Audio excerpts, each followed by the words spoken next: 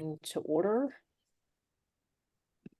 I will go ahead and call this meeting to order at 9:10 a.m. Pacific time, 12:10 p.m. Eastern time. I want to start really just by saying Happy New Year to everyone. Thank you so much for being here this Saturday morning or afternoon, depending on where you are in the country. And excited to have this first SPJ board meeting of 2024. So why don't we go ahead and start the roll call? Daniela, do you want to go ahead and roll call all of the board members, please? Yes. Ashanti Blaze Hopkins. Here. Emily Block. Here. Carolyn Burt. Here. Reginald Hardwick. Reginald Hardwick. He's not here, right? I don't see him. Okay. Danielle Ibarra. I'm here. Adam Sennett. Here. Kevin Smith. Here. Chris, I'm sorry if I messed up your last name. I've been thinking two different ways, but Chris Vaccaro. You got it. Here. Perfect. And then Wesley Wright. Here. Okay, perfect. Again, thank you all so much for joining us on this Saturday. I will preface this by saying I'm someone who likes to really hold a very tight meeting. And so I'm hoping with the agenda that we put together that we can be in and out of here within an hour to an hour and a half so that all of you can enjoy your beautiful weekends. And so I want to be mindful of everyone's time and respectful.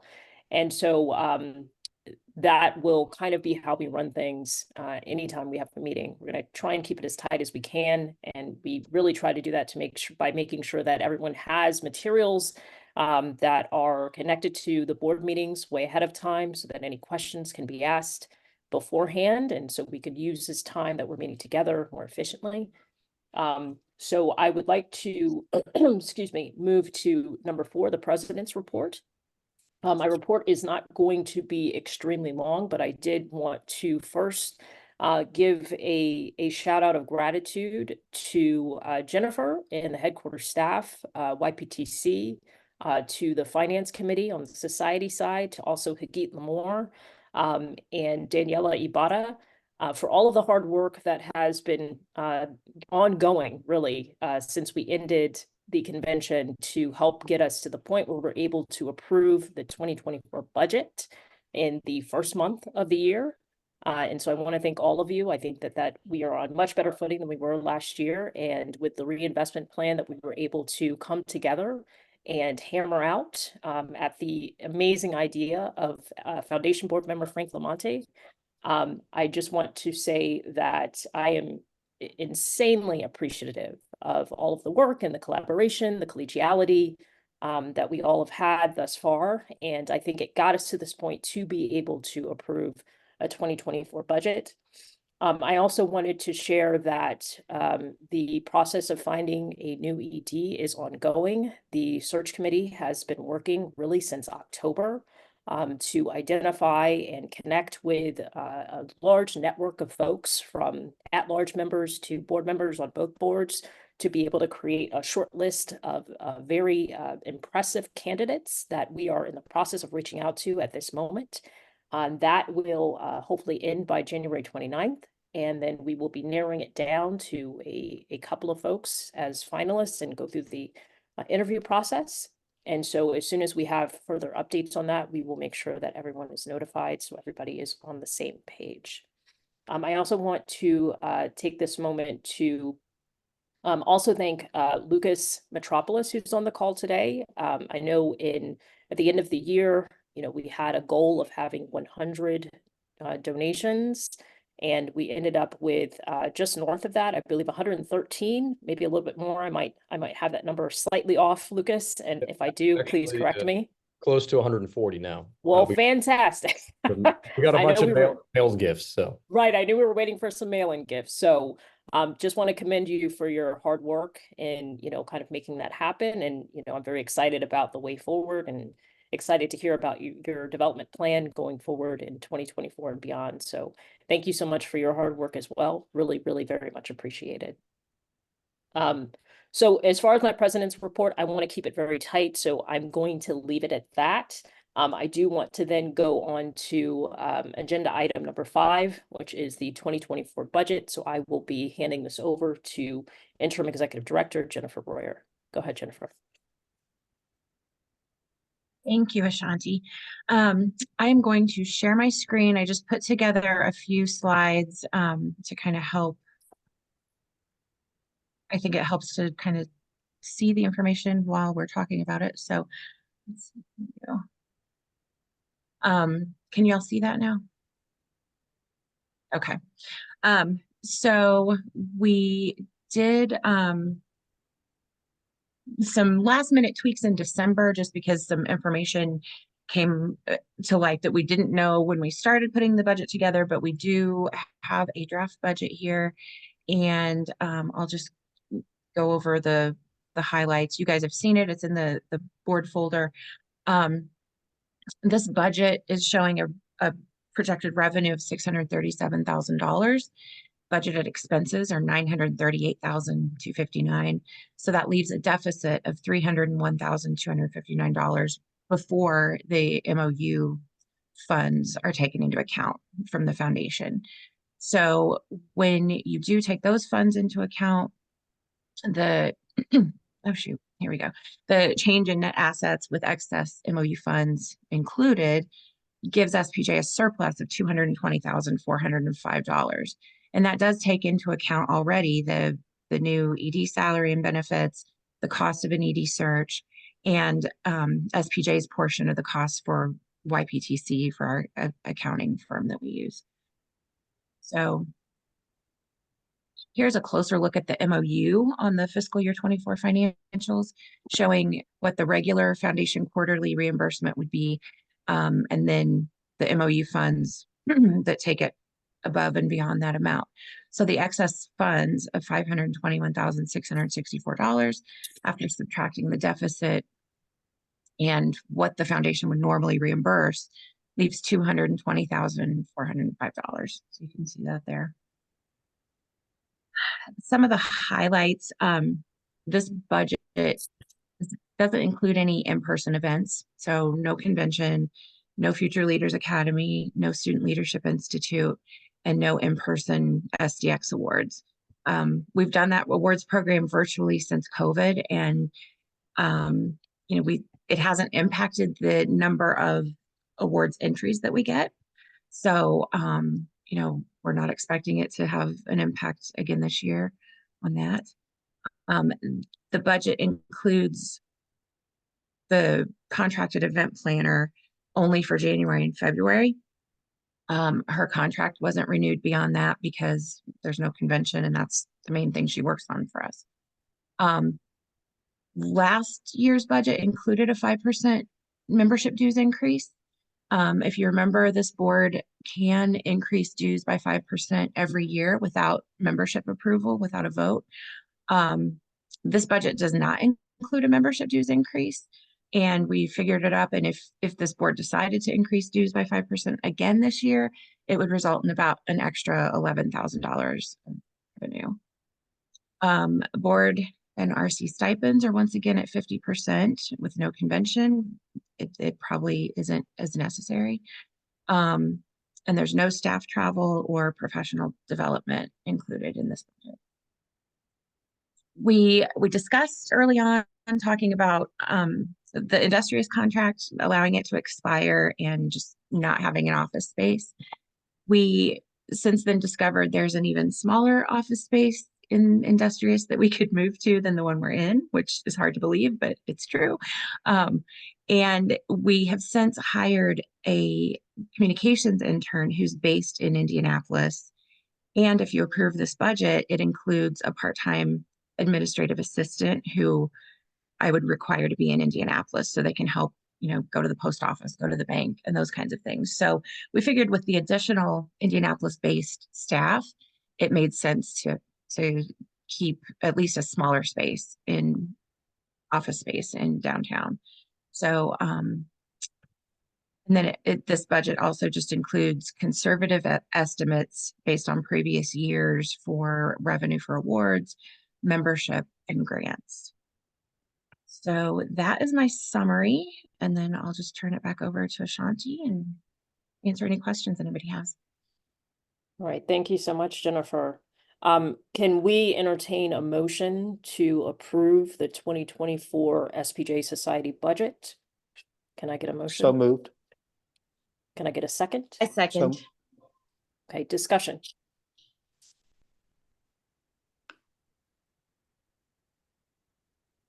Anyone Well, from the first of board? all, if I may. Yeah. Go ahead, Kevin, please. I just a big thank you to the foundation and the board members there for, negotiating in good faith with us, knowing our situation, and all of them deserve our admiration. And I also appreciate the leadership of this organization in those negotiations, whether they were on finance committee or whatever, to get us to this point. So I don't want to be remiss and not say that this wasn't difficult, but leadership stepped up, and thanks to everyone. Thanks, Kevin. Daniela, your hand is up as well. Yeah, just kind of echoing what Kevin said. I thank everyone that helped make this possible. I know with the finance committee, there's quite a few people to thank. Ashanti, Emily, Frank Lamont, Jody Ray Spotted Bear, Matt Hall, Patty Newberry, and Peter Seke. We spent a lot of time talking about this. We met a couple of times to look over the budget and sent plenty of emails about this. So I just wanted to thank them. Thank you so much. And thank you, Daniela, for your leadership as Secretary Treasurer and making sure that we were getting everyone together and coordinating everyone's schedules so that we could meet, discuss, and make recommendations from the Finance Committee. So thank you so much for that. Any other discussion from the board?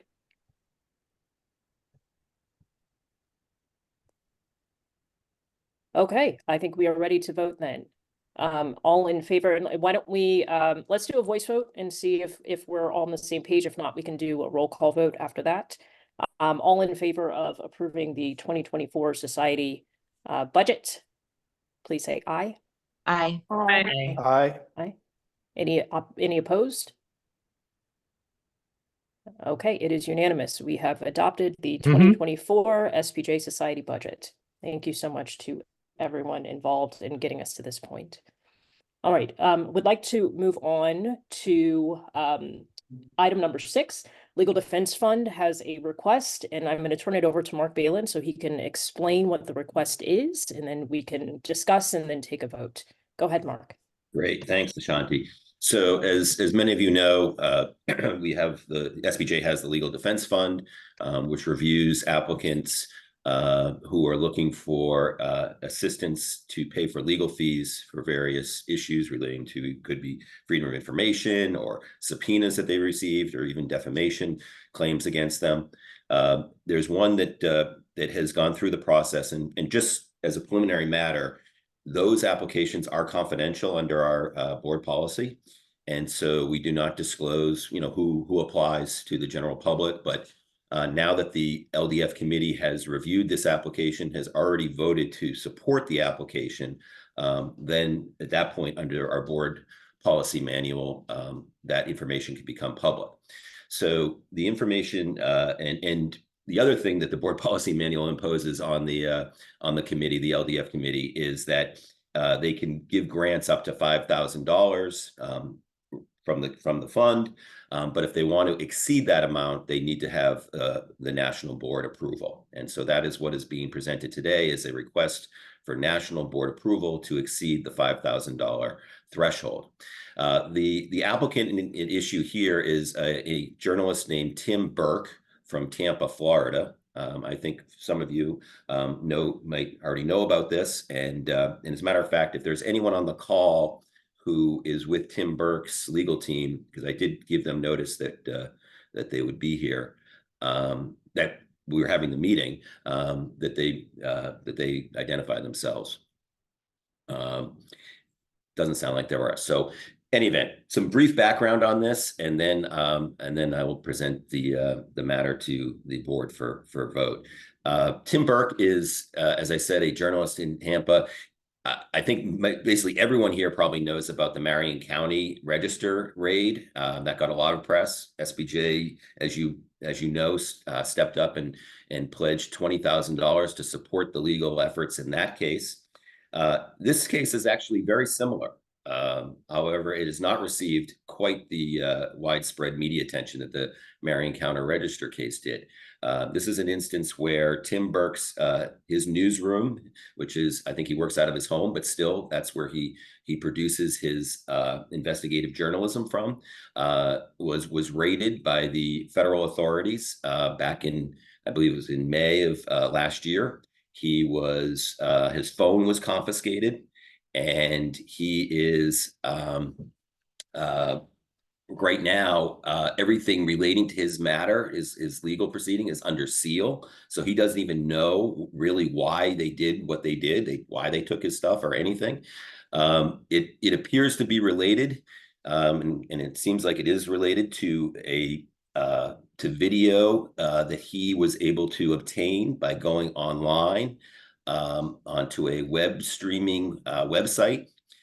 Using credentials that were publicly available and accessing the information, and ultimately the information was received by Media Matters and Vice, and they published it on their websites, and they received. And this information, by the way, was outtakes of a interview that was done by Tucker Carlson on Fox News back when he was with Fox News with Kanye West.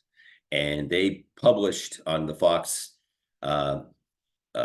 network, the cable network, they did publish an edited version of that interview. However, the interview itself was live streamed at a time, although in order to access the live stream, it was done on a platform, and if you had credentials to log into that platform, you could do it. I think Tim Burke's legal team too thinks that that Fox News might not have realized that the web stream platform that they were using, which was a third party, was making the information available to others, and they may not have intended to do that. But the legal issue here is of course whether or not Tim Burke, by using credentials to log into a site that he lawfully obtained, it's not like he stole the credentials. He then goes onto the website and accesses the information that was generally available. He didn't do any other hacking or anything on the website. Does that amount to a crime? And then even if it does, the question still remains as to whether or not the Privacy Protection Act, that federal statute that was also at issue in the Marion County case, should come into play, which is before the federal government raids a newsroom, it goes through a bunch of loop. It has to go through essentially go through a process to make sure that that there's grounds to actually conduct a police raid as opposed to subpoenaing the information. And that usually is that there's a crime is being committed or has been committed. And again, the issue is whether accessing this information online was a crime or not. He hasn't even had the opportunity to fight this on the legal front because everything is under seal. The affidavit that was supporting the search warrant is under seal. So the case, so he has challenged though the sealing in the case so he can get public access, and that was denied by the trial court judge. So now he's on appeal to the 11th Circuit, the Court of Appeals, and he has 3 law firms that have voluntarily represented him. However, at some point, especially their local counsel, they are trying to secure fees to help pay for that and also to pay for the other things that the lawyers will be doing to defend him. Although, again, he's got some high-powered legal talent, he still could benefit from funding to support at least some of the lawyers on the case. And he's set up his own legal defense fund website where he's been soliciting donations. So there has been some donations coming in. He said, or his lawyer has told me, that most of them are in the range of small donations of $25 or $50 from here or there. And so they made a request to SPJ for $10,000. So that's $5,000 more than the LDF can authorize. And so the LDF committee thought that that this is a case that should should receive more attention and should receive support from the from SPJ, from journalists, and that there's legal issues here that would be beneficial to all journalists, especially deciphering when it is legal and not legal to go on to a website and to get information where you think you're doing, this is what investigative journalists do all the time, is they go on, they're searching on the web, and if you can get into trouble because you logged into a site with credentials that you believed were entirely legal to have, that the police would come and take away your phone and so forth. So there are really important legal issues here. I think there's no question about it, and there's a lot of opportunity for the Florida chapter to work with Tim Burke in publicizing this. I know Emily Block has already is already beginning the process. And if the board does do this, I think there would probably be a press release, and we could do sort of the same type of thing that we did with the Marion County Register, where SPJ, I think they get a lot of good publicity. So that's basically the background. If anyone has any questions, I'm happy to answer them, or if you want to proceed to a motion and then do questions, that's fine too. However you want to proceed, Ashanti. Yeah, why don't we do the motion and then we can open it up for discussion, which will allow for questions. And if I have this correct, the ask is for an additional 5K, correct, on top of what LDF has already given, correct? Correct. Yes, I think. Want to be clear. Yeah, exactly. So if the board were to say no, I think LDF would still go forward with their 5,000 donation. Okay, gotcha. It's only $5,000 that the board has to approve. Can I get a motion to approve an additional $5,000 to this entity for their legal support? Can I get a motion from a board So member, please? moved. Can I get a So second? moved. I second. Okay. Discussion. Any questions for Mark on this particular ask? I do have Mark, do you know who signed off on the search warrant? Was that a local prosecutor or a state attorney general? I'm just curious. So no, this is the Justice Department. This is a federal case. We're in federal court, and so this would have been a federal judge. It would have been a magistrate judge, though, not a federal district court judge. But it's the U.S. Attorney's Office, and under the DOJ guidelines, there's a lot of things they have to go through, including going up to Washington to get the Attorney General's office approval to do something like this. It's unclear whether they did that here. We don't know. We really don't know anything. And that's part of the problem. And that's what the legal issue right now really is, just about whether the government can keep all of this under seal while they've taken away his phone, they've taken away his computers. And that is really the legal issue right now. Thanks. Any other questions from the board about this request? Okay, why don't we go ahead and take a vote? All those in favor of approving this additional request of $5,000 to this entity, please say aye. Aye. Aye. Any opposed? Okay, unanimously passes. Please, Mark, let them know that, we are happy to help them with additional funding, and would love to just, get updates as things evolve. And we'll go ahead and start working on a press release to be able to send that out as well. Thank you so much, Mark. Thank you too to Tim Igo, who's the chair of the LDF committee, for his work, and in addition to the rest of the members of the LDF committee for taking the time to research a lot of the requests that we've had, including this one, to make sure that we had all the proper information and context and background to be able to grant these requests. So thank you all so much. Appreciate it.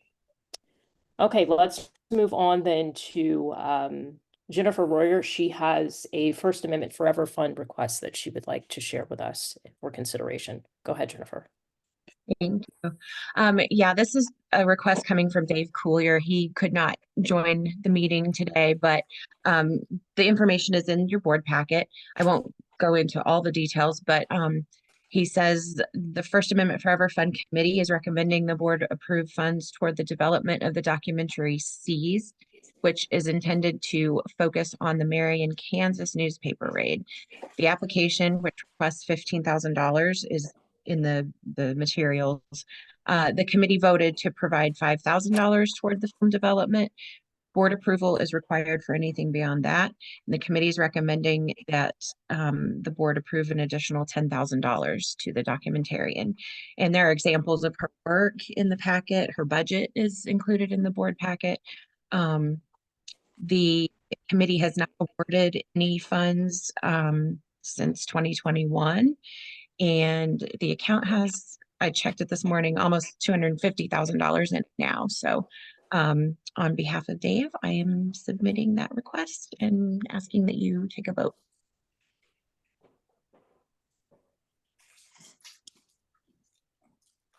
Ashanti, you're muted. Thank you for that. 3 years into using Zoom, you would think that that would not happen. Anyway, can I get a motion for approving an additional $10,000 for the First Amendment Forever Fund to grant to this documentarian? And then we can discuss once we have a motion on the table. Can I So get a moved. motion? Can I get a second? I second. I'll take Carolyn's second. Thanks, Okay. Carolyn. Thank you, Kevin, as well. Discussion, questions?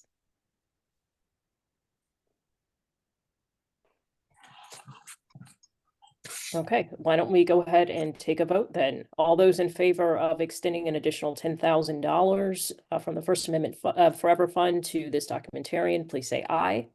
Aye. Aye. Any opposed? Okay, this unanimously passes as well, to extend this additional $10,000 of funding from the First Amendment Forever Fund to this documentarian. Thank you so much, Jennifer, and thank you to Dave. I know he couldn't be here, but appreciate all of his hard work as well. Okay. Thank you. I'll let him know. Absolutely. If we could pull together a press release for that, that would be wonderful. We want to make sure that we're sharing all of this great support that we're giving as an organization. So let's try and get that together by next week and push those out. Okay. We are going to move on to a development report by Lucas Metropolis, our fundraising director. So Lucas, please take it away. Okay. Hi, everyone. Y'all can hear me, right? Okay. Pretty bad Wi-Fi where I am too. And Jennifer, everyone received the packet, right? That I did the report. Great. So I'll just I can pop it up as well, just real quick. It won't take too long. But I wanted to give you guys a bit of a take on, where is the document? Here it is. I want to give you a bit of a sense of kind of what has been done. Now, I started pretty late in the year. My first exposure was at the convention itself. And then coming off of that, the thought as you guys are talking about kind of next steps for SPJ, as a whole, really wanting to rally the base in terms of participation. Now, the campaign that we put out at year end was pretty general. It was just more so to see some of the stalwarts and some of the supporters that will support SPJ kind of through the thick and the thin. And I think, people responded. Again, it was a pretty general request, nothing too specific. It also was intentional that way in the sense that I wanted to gauge a bit of, SPJ has always had many, many, many different awesome initiatives, but I also want to see at its core, what is SPJ's potential just to raise annual dollars every single year? Is it that people only want to give to specific things, or is that how we've been messaging them for a while? And with 140 quick responses, and not just token gifts. I mean, there were a few gifts of 1,000. There was many gifts over a lot of gifts over 500, over 100, and so that shows me that I think when I started, a big part of the conversation was there's not much support within. You've got to look external. And we are going to do that. And that's hard to do with 2 months of the year left. To try to chase new relationships, to cultivate those in the last month or two, it doesn't really happen. But what's great now is we can start going to people more external with a stronger base. 140 people saying, we love SPJ, we believe in it, no matter what. Now, as we start looking external, we have that kind of in the background to say, because that's a question many external funders, in my experience, especially at the higher level, will ask, how many current donors are supporting SPJ? So I want to get that number, pretty active and moving. And also it has opened the conversation. I mean, I think Jennifer, you saw some of the responses back, but people were curious about membership. They haven't talked to SPJ in years. So that also, I was able to hand that off to Crystal and say, hey, these people are saying, they have a question, a concern, but they're willing to become members again. So again, trying to reach as many folks as you had. One early thing we did as well was get you all on Network for Good as a donor management system. And so that is a database that I think I said it before on a meeting, but we went through a ton of Dropbox files and put in every contact I could see. And now through the end of the year, it was also a test. We went far and wide between email, texting, and mail, because I also want to see what does your data look like? How are we reaching people? And there's a ton of old data in there. And so now I'm able to shift that out and say, okay, from all of my screenings, these 400 people have been great people in the past, but have never really been talked to in years. Can we re-engage some folks? So it's kind of a mixture, just to highlight some of the stats from the end of the year. Again, these need to be updated. We're closer to actually 30K with, like I said, over 140 donors now. The average gift, this is just from the end of the year, just from that little push we did. The average gift was about $200. Again, that was internal, and it's actually great to have a low average gift, because if you can keep raising more money and keep your average gift lower, it's more replaceable when you think about individual giving versus, a few people giving you 20 grand a year, which is great, but 2 people pass away or 2 people change priority and you're back to the same thing. It's hard to predicate future budgets if you want to start incorporating direct fundraising into that. I also want to highlight some of the numbers in terms of kind of, what levels are people giving at. Obviously, I mean, we expected many of them to be lower. There are many people that gave down here that I know can give 500 plus. So again, when we talk about next steps, you want to look at SPJ as a whole. There's no doubt in my mind you guys can raise, and I'll show you later, a few $100K a year just in really pushing both externally and internally, but creating a bit of a base for yourselves to build on, and not kind of like we always have to think of that sexy new project in order to raise $200,000. What I'm trying to do here is say, there are many people that are going to give you $500, $1,000. Wonderful. Many of them say, and we saw it, many were just saying, where needed most. And so that's really great for us, because it'll give Jennifer, you all the leeway to be able to say, what is our priority right now? Where do we need this funding? So it gives you a bit of that cash available. And then looking forward, I went ahead and mapped out. Now take this with a grain of salt, because it's always hard to just project forward, say, well, Lucas, what are we going to raise? It's like, well, where have you been? And there wasn't really a consistent base to lean on and say, well, this is our typical fundraising program for the past 5 to 10 years has brought in X, and this is what we've been doing. It's kind of been up and down, up and down. So what I did here was just kind of be conservative to establish a bit of actual numbers on a piece of paper. For example, I have no doubt we can generate 100 grand from even just the internal people you have. And so that's a priority. I also went ahead and I did list, I mean, you have a lot of board members. And so I'm not saying just from board giving, I am saying in terms of relationships that the board might have. A lot of times my work is so much more effective when I can also lean on folks that have some great connections as we're trying to reach externally and work with you guys, provide training, provide the tools, answer questions, and perhaps go after some opportunities together. And I know many of you have already reached out to me saying, hey, I have some ideas, I have some relationships we should lean on. Then beyond that, looking for foundations. Again, I put a number of about 100,000 there. Again, these are conservative. They can always go up. And this is also predicated on a very general fundraising strategy. Now, I know there's already been talk about certain projects that we might want to do. And some of them I heard, sound great. And I think that'd be a great add-on. And that can also raise the number we're trying to raise. But I just want to establish a base. Should we just do what SPJ is up to? What is some numbers we can reach for in certain categories? And then corporate giving. This one is probably the one that I'm probably more unsure about. Companies at the start of 23, they really were hesitant to make a lot of corporate donations with all of the turnover and firings that were happening. But I have seen kind of a lot of companies look, on the up and up in terms of how they finished 23, a little more positive. So I've seen some CSR programs opening back up. So I do think there's an opportunity there. But again, that also takes relationships. And all of these pieces take a little bit of time at the higher level. And so what I did here was, and I said sample, but I wanted to also, this is more so what I'd encourage you guys to look at is where is the peaks of giving, like where do we expect dollars to be generated? And this is important as you guys project your budget forward to think about, because like I've worked with groups before who say, we want 25, we got to get 25 grand a month. And I say, well, that's great, but donors also give based on certain patterns. And so to say, to predicate a budget, for example, or a project goal, saying by the end of February, we want to raise 50 grand, probably won't happen, at least unless there's one or two major donors.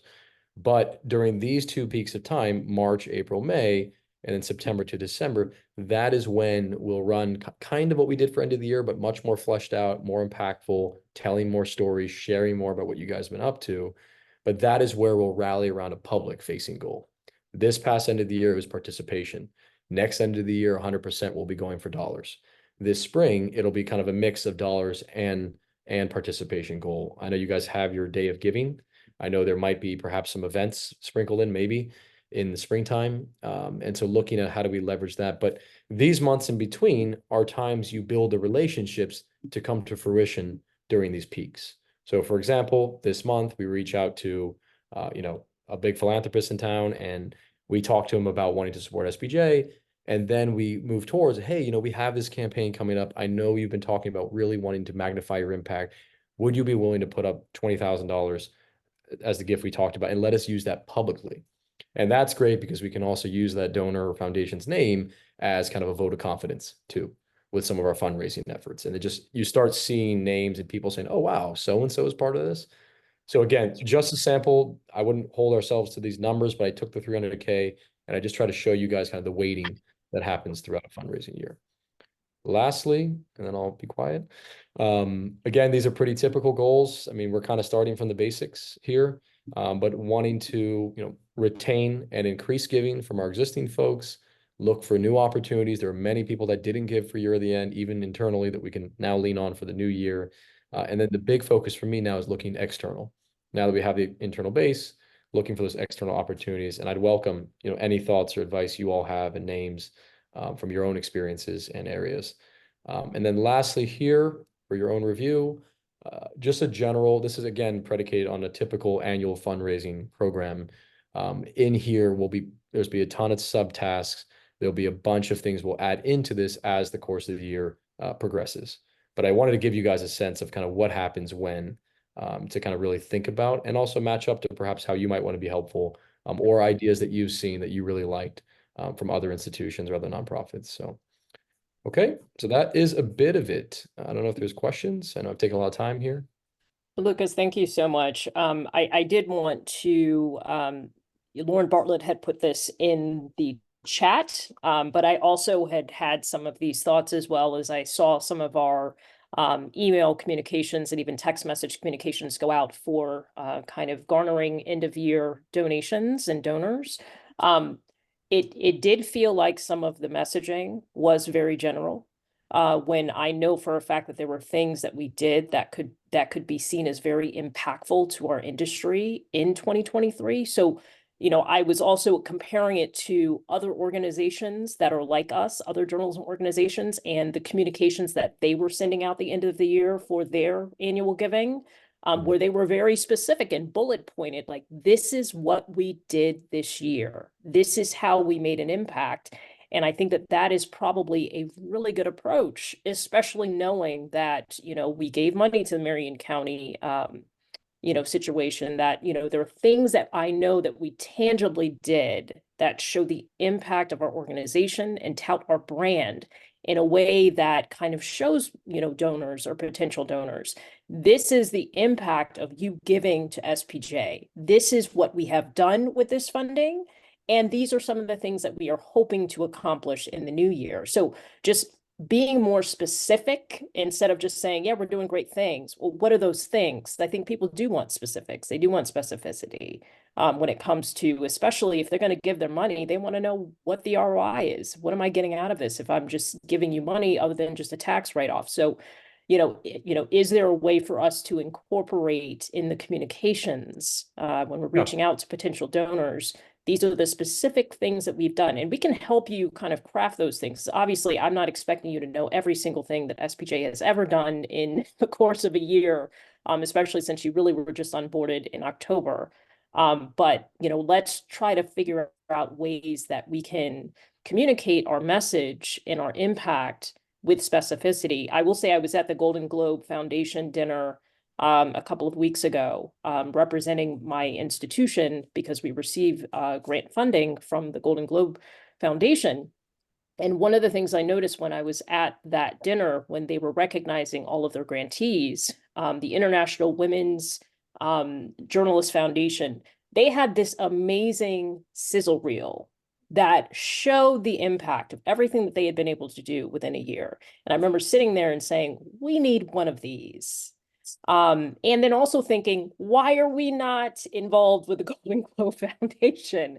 Because there were a lot of other huge journalism organizations that were mentioned as, you know, being a grantee of the $8 million that the Golden Globe Foundation gave out last year, including my institution. You know, we received funding from them as well. And I was like, man, this could be a potential opportunity for us to align ourselves with an organization that could give us funding and that has very similar, you know, missions as we have.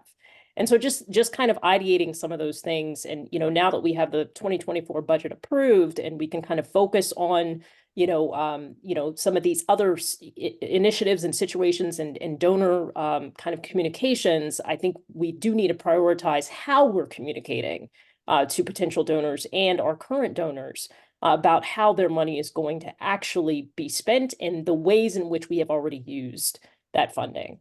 Yeah, and of course, and we can be as specific as we want, and I want to be more specific. Part of it is getting more information for sure. Absolutely. Of what have we done, but it wasn't like I was sitting there saying, you know, let's just hit send on this. Part of it was actually, you know, like I said before, wanting to understand, you know, who are the stalwarts, and we saw that. But now in the fresh new year here, one big thing that shows people the impact is actually an impact report or even an annual report. I mean, that's the number one thing to say what did we showcase, what did we do in 2023. So that is something that I want to work with Jennifer on for the spring. That's actually a stewardship document, but also partially a solicitation document. And we can talk more about that. You know, you see all kinds of institutions wanting to list donors or not, wanting to have giving levels or not. But there's a lot of strategy in that specific document where it tells the story and the narratives more than emails will do. But 100% I agree with you. And that's why I was saying earlier, the spring campaign is a time for us to really start fleshing out and matching up with your strategic plan. What are those pillars? What have we done within those pillars? How are we proving our mission? And how are we stewarding folks' funds as well? 100%. Yeah, I agree. And I think it's a situation where I understand that you're still early on in your tenure here at SPJ. So I'm not expecting you to know every little thing about what we do and being able to incorporate that into a document, you know, on day one. I get it. That being said, I think we have kind of a path forward that I think can be more robust. And I think, you know, creating that annual report is an amazing idea. You know, the fact that we don't already kind of do that, I think, you know, we're going to be playing a bit of catch up, but I think we can do it. So thank you so much. Yeah, you already have the stories. It's just bringing them together. Absolutely. If I could I jump in real quick too? Yeah. Please, Jennifer, go ahead.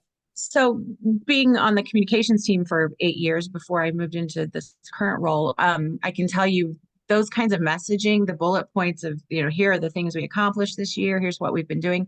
That messaging has been in our end of year communications for years. And, you know, this year, I think we at least did as good as we normally do. I think a little bit better. So, you know, I just wanted to emphasize there's a strategy behind why we set a lighter kind of message this year. And I don't think it hurt us compared to where we've been, which, you know, we can do much better. But certainly as Lucas, you know, is on board longer and is more familiar with what we've done, and he can work with the communications team more to develop those messages, they will get more detailed and give people a reason why they should donate money, just not because we're SPJ. So just want to stress that. Yeah, and I agree. And please take this as feedback. Do not take this as, you know, you know, in any way, shape, or form, you know, me saying you're not doing what you need to do. Yeah. take it as No. feedback, right? As how we can improve and get better and do even more than we're already doing.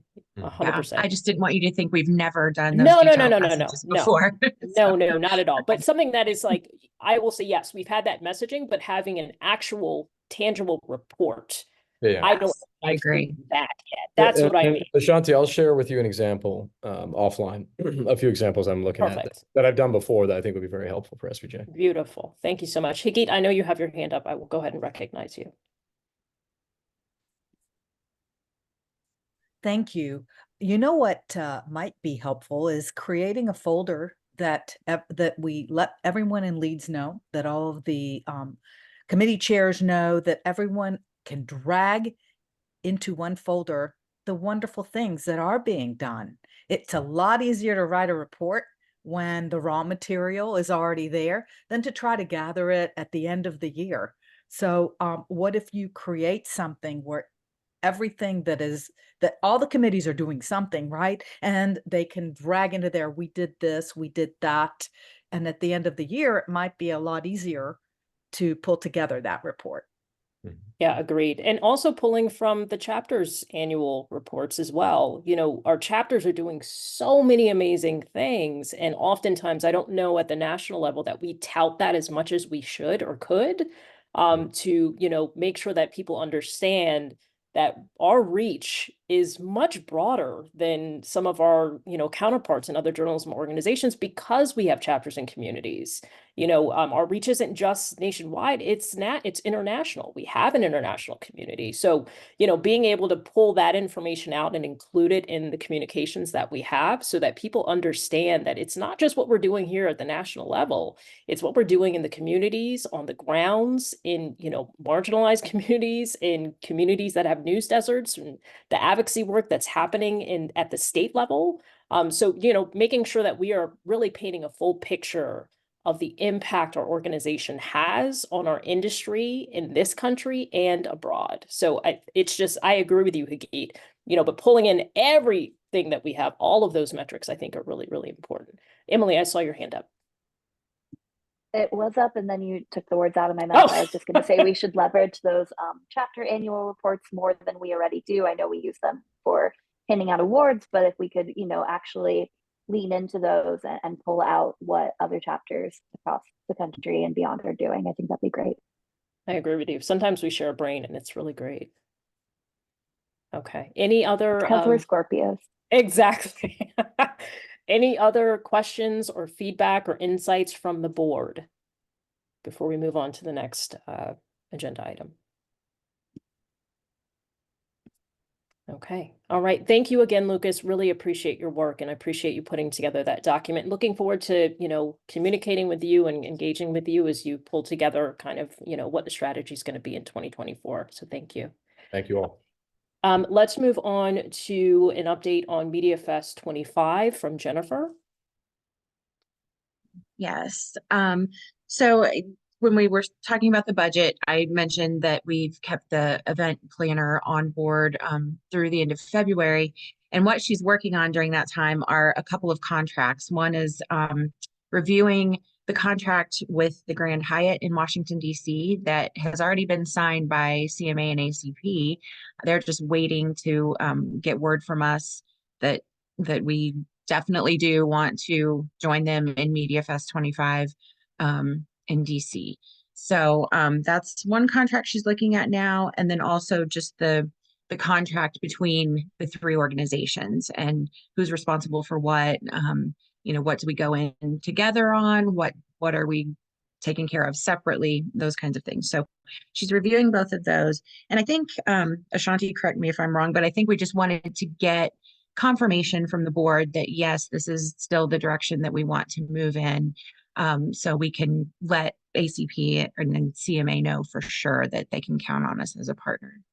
Yeah, I think it's just good practice to make sure that we get on the record that this particular board, we're still on board with this. We still want to move forward. So yes, I think it's good to just, you know, have a CYA vote just to ensure we're good. Was there anything else you wanted to add before I ask for a motion? Not really. I've got the Grand Hyatt contract in front of me, and it looks very similar to the one that we had in 22 now. So and the other contract I've looked at, it still kind of separates SPJ out as sort of an afterthought, like, because if you remember before, we joined very late in the game. So we're trying to get us as an equal partner in that contract. So but no, I think there's nothing else that's standing out that I think we need to talk about right now. So thank you. Okay. Question, well, I'll do the motion, then I'll pose my question once we have discussion. Can I have a motion to approve that SPJ sign on as a partner for Media Fest 25 with ACP and CMA? So moved. Can I get a second? Second. Okay, discussion. I have a question real quick. Do we know the amount that we will have to put down for the contract? Is a good question. I believe it's right here.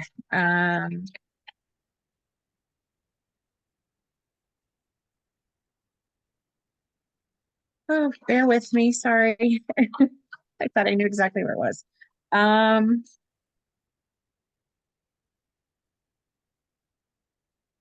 Okay, so let me make sure. No, that's the cancellation. I don't know. I will find it in this contract and let you know. It's usually somewhere around like 70 to 100,000, I think. I'm just thinking back on what we paid Planet Hollywood, but I will get that and let you know. Okay. Okay, so any other questions, discussion on this? I'll just add that I think it's good I- precedent. Go ahead, Kevin. No, I'm sorry. I thought it was I You're unmuted good. myself accidentally. I do All have a good. question. I do have a question when you're finished.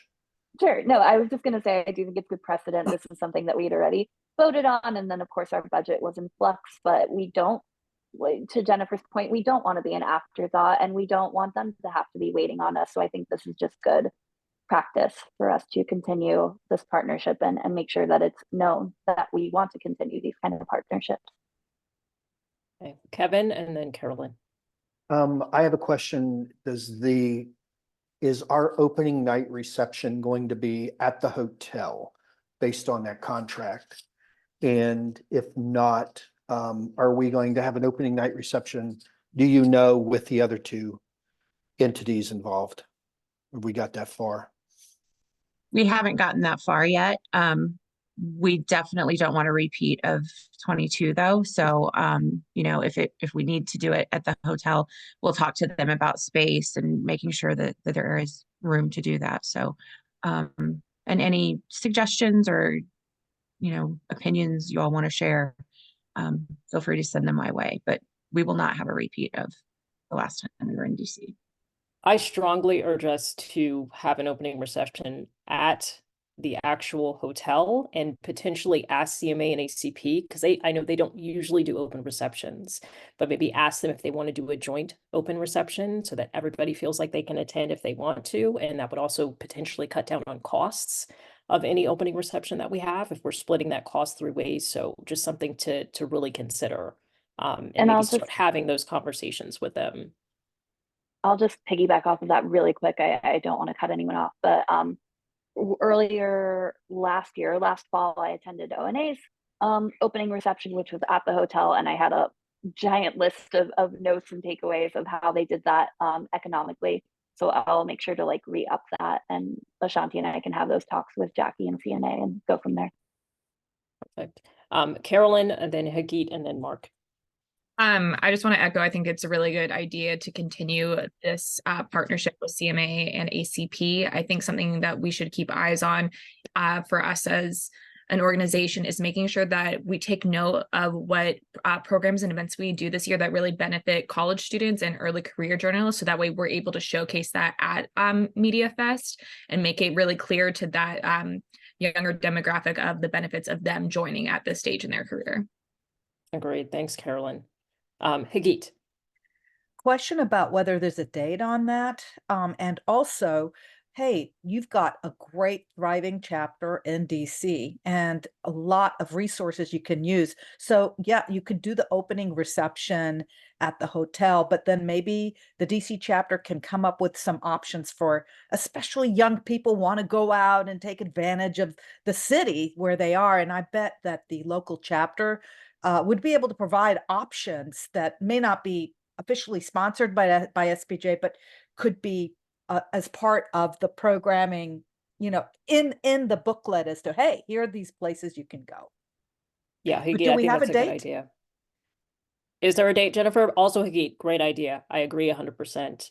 Is there a date that has been set within the contract? Yes, it would be in October again, not as late as the last time though, October 17th through 19th. Okay. And Mark, go ahead. Oh, yeah, just briefly on the question of deposits, Jennifer, if this is the same contract that you had me review a couple months ago, I remember that there was actually no, and this stuck in my head, there was actually no deposit requirement. So there is no requirements. Now there is cancellation penalties. So technically they could come after us if we, sign the contract and then try to cancel later. But they don't have our money up front, which is unusual, but that's the situation. Well, that's good Thank you, news. Mark. That explains That's why I good to couldn't know. find it. Okay, that's good to know. Any other questions, discussion by the board before we vote on this item? All right, let's go ahead and take a vote. All those in favor of confirming that we will be signing on with ACP and CMA for MediaFest 25, please say aye. Aye. Aye. Aye. Any opposed?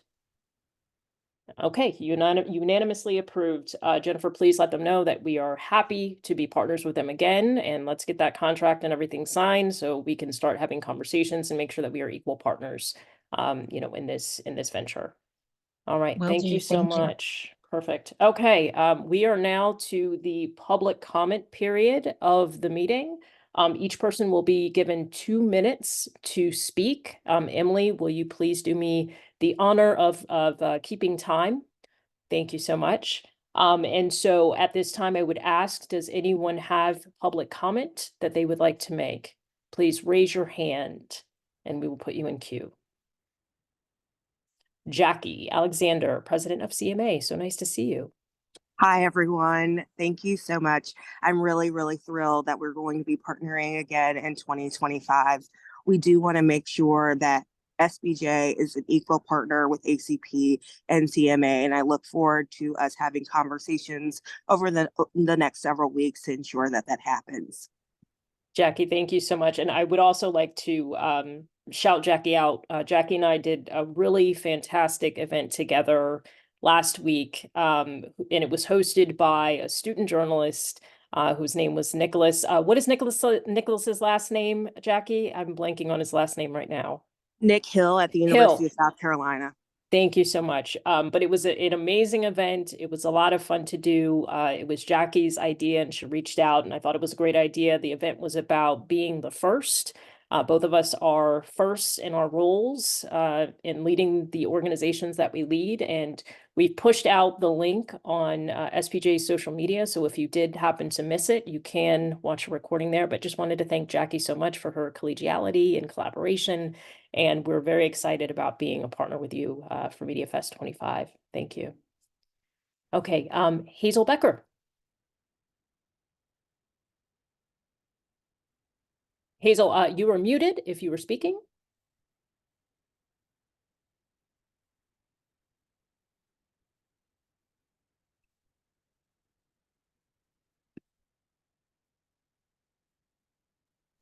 Okay, sorry. There you go. I'm on my It's okay. iPad and I've No, never it's done this on my okay. iPad before. No worries. I just wanted to let you all know that Stacy, the chair of the freelance community, is down with the flu. And apparently it's pretty bad. All their family has it. And that's the reason that she's not here. She would have liked to be here. So I don't have very much to report on behalf of the freelance community. I'm not on the board this year, so I'm not privy to everything that they're doing, but I know that there is a program planned on the it's I think the 24th of January. It's a meet the board program, and bring your ideas, share what you'd like to see the freelance community be doing this year. So that's all I know. Hazel, if you haven't already, or if Stacy hasn't already, reach out to Kim on the communications team if you want us to, elevate any posts that you already have, or communicate that event's happening and all of the logistics, so that you can have, an additional reach for folks to be able to attend. We're happy to do so. So, please reach out to Kim and CC Jennifer, if that's something that you all need. Okay, I'll let Stacy know. I'm sure that they will be in touch. Their meeting last Wednesday was plagued with weather all over the country. Oh no. And including Stacy didn't have electricity for a lot of that. So I don't know I don't even know if they met. Okay, So, gotcha. I hear you. I know weather is a big thing, and then I'm sure that illnesses aren't helping either. So, whatever we can do to help and support, please let us know. okay, thanks. Okay. All right. Nicole DeCruciobo. Hi. Just as RC caucus chair, I wanted to thank the board for approving the stipends for the regional conferences in a year that we're not having any other in-person kind of national programming. I think that these regional conferences really will be a kind of shining point for members and a chance for them to connect. And thank you, Ashanti, for the commitment to make sure that collaboration isn't punished with our regions. And then just to say that there's a lot of really great stuff happening from the regional coordinators. Region 11 has a newsletter now that goes out, and Region 1 has been extremely active as well. Just to highlight a couple, I could go on and on and on, but I won't. And just to say thank you, and that we're here and active. And that so we appreciate the much improved lines of communication, which really are a credit to Ashanti and Chris. So. Well, thank you so much, Nicole, for all of your work and leading the RCs. And I know you all at the regional level are doing some fantastic things. And, I share your shout out for Region 11, and Ankita is doing a really great job of ramping up the communications in that region and making sure she's connecting with everyone. And, across the board, very impressed by all the work the RCs are doing. And I have been, having meetings with them regularly, once a month, just to touch base. Chris Vaccaro is the liaison from the board to the RCs, and he's been doing amazing work of making sure that they are always informed, and any questions that they have, we try and answer them as quickly and as accurately as we can. So appreciate everyone involved for making sure we maintain that relationship. Anyone else would like to make I'll public? just underscore that. I mean, Yeah. First order of your business was transparency and really good communication, and we've tried to do that both ways, up and down, with the RCs, who are the lifeblood of the chapters, which is at the core and heart of the larger organization. So we appreciate always the great work that's going on with the chapters, but it's really nice to see strong communication, and literally any question, any time of day, we will find an answer. And for the RCs, we have a doodle poll coming in the next few days. So we'll have our next meeting on the calendar in 2-3 weeks. So looking forward to that as well. So thank you. Thank you, Chris. Any other public comment?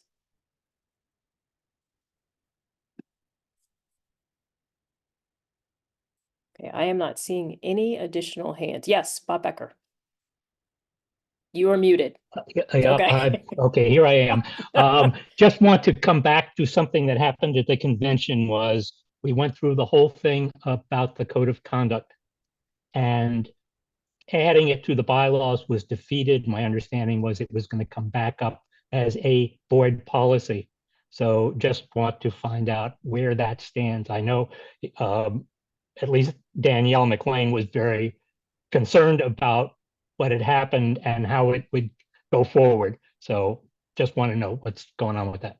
Yeah, sure. Bob, I can tell you right now, until we got this budget approved, that has been my laser focus. And so now that we have that out of the way, we can now start to revisit other issues that we had on the table and other things that we want to accomplish for this year. So I can have an update for you on that maybe in a couple of weeks, but until we got this budget done, that was literally the main thing that I was focusing on. So I hope that you give me a little grace and patience as we work to be able to put that back on the priority list. But that is the plan. And once we have kind of a way forward and a plan, I will communicate that to the membership. Okay, no pressure. That was just an inquiry. Yeah, no worries, no worries. I appreciate the reminder. So totally fine. Thank you. Any other public comment? Okay, I do not see any additional hands. As of right now, we don't really have any old or new business, and so I'm going to move on from that particular item, and I'm going to move to, amazingly, at 10:15 a.m. on Pacific time, 12:15 or 1:15 Eastern. Can I entertain a motion for adjournment? I move to adjourn. Can I get a second? I'll second it. Okay, all of those in favor of adjourning for today, please say aye. Aye. Aye. Any opposed?